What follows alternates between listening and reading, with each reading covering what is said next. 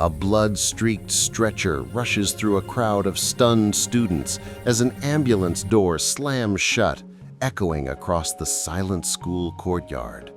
When the ambulance doors slammed shut, the sound echoed across the school courtyard like a final judgment. Teachers stood frozen. Students whispered in disbelief, phones trembling in their hands. On the stretcher lay Maya, a 16-year-old girl whose laughter used to fill these same hallways. Now, her face was swollen, her curls matted with blood, her spirit seemingly gone. The principal stammered something about an incident, but everyone knew. The bullies had gone too far this time. And as the sirens wailed into the distance, an old woman stepped out of a rusted pickup truck, her eyes burning with something no one in that town had seen before: the quiet, unstoppable wrath of a grandmother.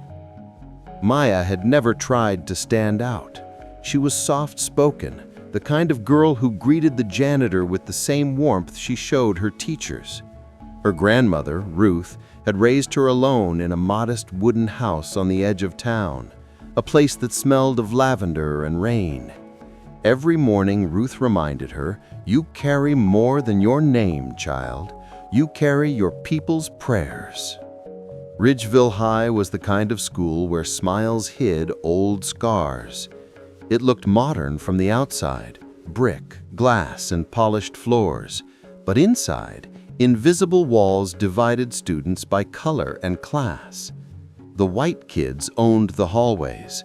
The few black students learned to stay quiet, to blend in. Maya, however, didn't blend. Her natural hair, her confidence, her kindness, they drew eyes. The trouble started small: whispers when she walked by, cruel giggles when she raised her hand in class, anonymous notes in her locker saying she didn't belong.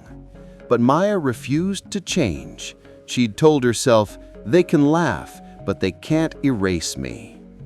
What no one knew was that one of those laughing girls, the leader, Claire, carried a venomous jealousy.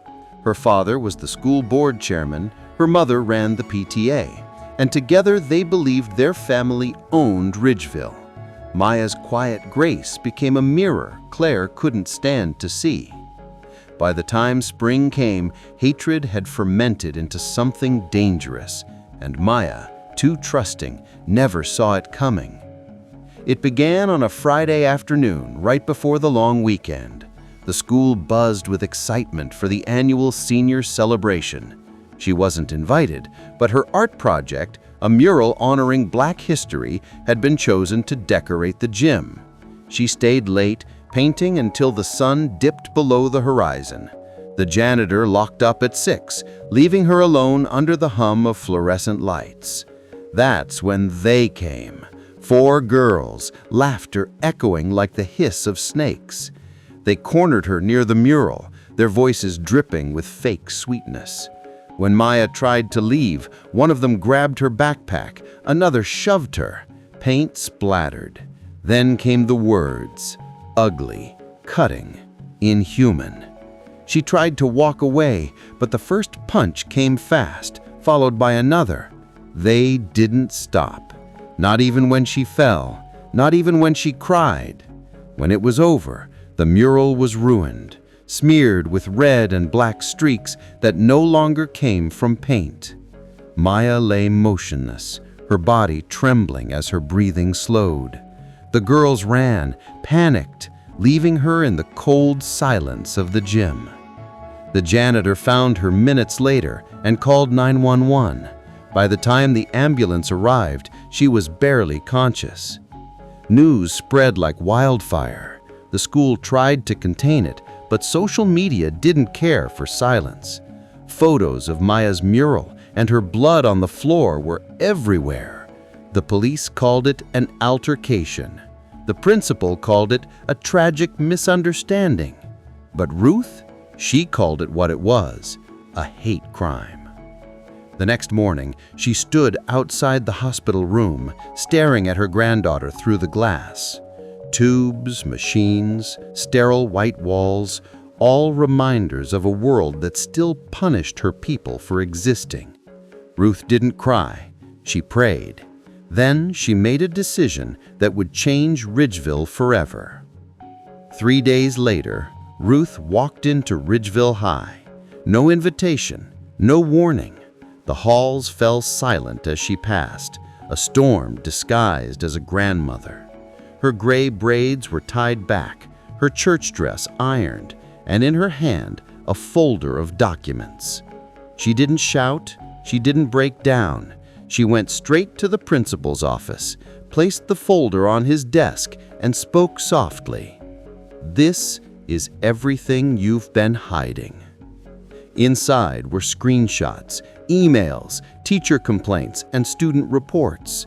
Years of ignored racism. She had gathered it all overnight with help from parents, alumni, and one brave teacher.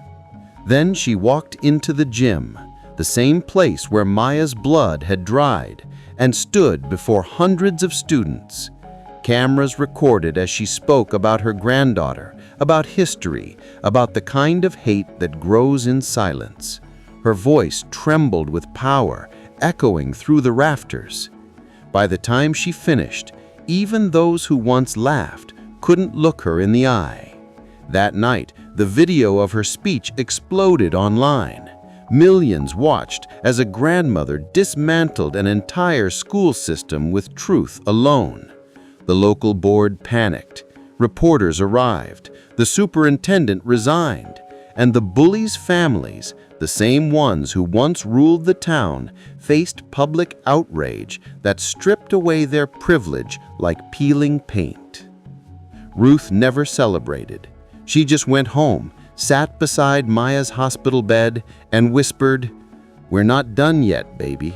Not until you open your eyes." Months passed. Maya remained in a coma, but her story had ignited a movement. Donations poured in for her recovery.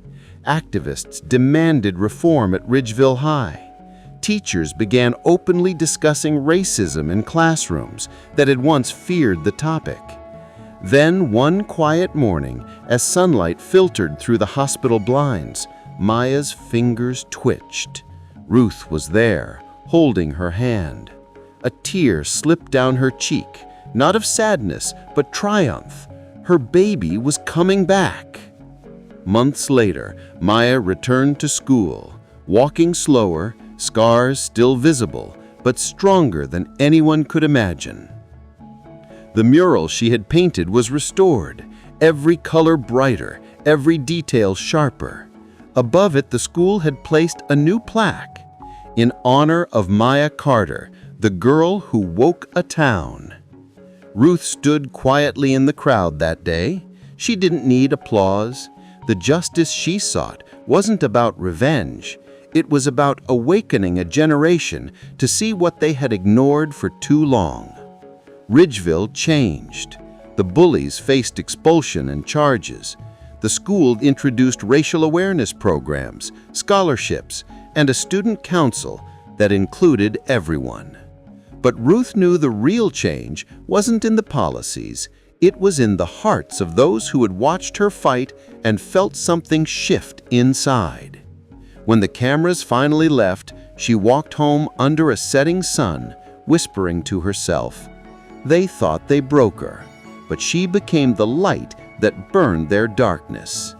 And as the sky turned gold, one truth remained. When love and courage rise against hate, no system, no silence, no cruelty can stand forever.